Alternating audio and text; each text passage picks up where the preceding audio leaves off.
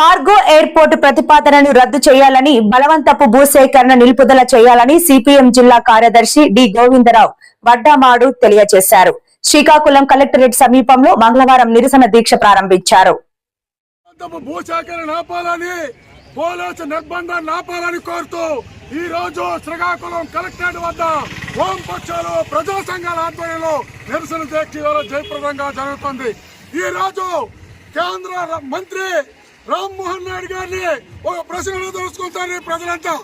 ఏంటనంటే, మీరు ఉద్దాన ప్రాంతాన్ని ఎందుకు విధ్వంసం చేయాలనుకుంటారో మౌనం వీడి ప్రజలకు సమాధానం చెప్పాలని కోరుకుంటారు.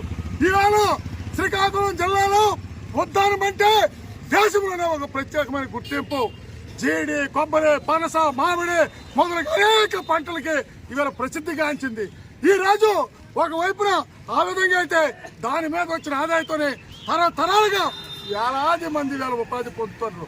మరొక వైపున పర్యావరణ పరంగా శ్రీకాకుళం జిల్లాకి ప్రకృతి వైపరీత్యాల నుంచి ఈవేళ ఒక రక్షణ కవచంలాగా ఉంది.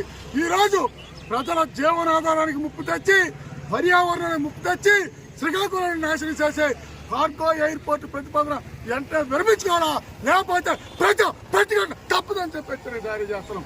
అంతేకాదు, ఈరోజు ఒకవైపు విద్యుత్ కేంద్రం పెట్టాం, అక్కడేమో థర్మల్ పవర్ ప్లాంట్ పెట్టాం.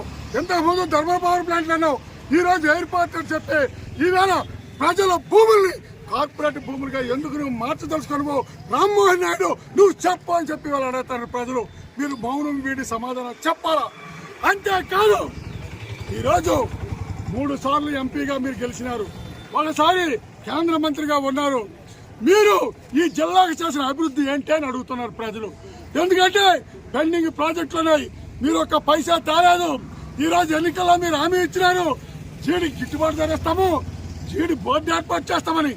ఏ ఒక్కటి మీరు అమలు చేయలేదు. అందుకోసం మీరు ప్రజలకు మాయమాటలు చెప్పి మోసం చేస్తారు. ఎట్లాంటి చేస్తే మాత్రం సహించేది లేదని చెప్పి దాడి చేస్తాం.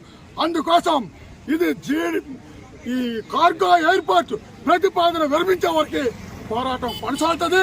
ఇందులో భాగంగానే రేపు జూన్ 6వ తేదీన చాలా ఉద్దానంగా రాంపురంలో ర్యాలీ బహిరంగ సభ నిర్వహించాలని చెప్పి వామపక్షాలు ప్రజా సంఘాలు నిర్ణయించాయి.